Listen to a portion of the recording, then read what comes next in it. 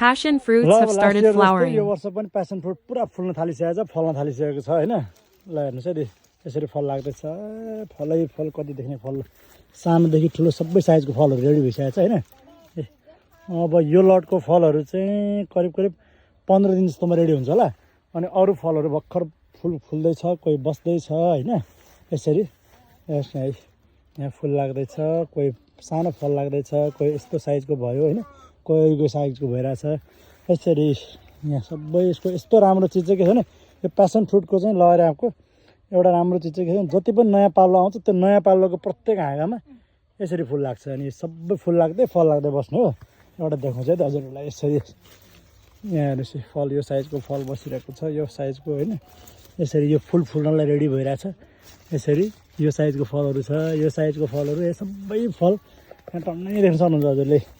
यहाँ फल होइन हरेक लहराको हरेक एङ्गलमा तपाईँले फल देख्न सक्नुहुन्छ है त ल लहरे आँपको व्यवसाय खेती गर्न चाहनुहुन्छ लहरे आँपको खेती सम्बन्धी जानकारी लिन चाहनुहुन्छ भने अनि बिरुवाको लागि हामीलाई सम्झिनु होला है हस् थ्याङ्क यू ल प्यासन फ्रुटको बिरुवा हाम्रो कटिङबाट तयार गरेको बिरुवाहरू यस्तो अवस्थामा छ है हजुरहरूलाई यदि चाहिन्छ व्यवसायिक खेती गर्न चाहनुहुन्छ भने हामीलाई सम्झिनु होला है त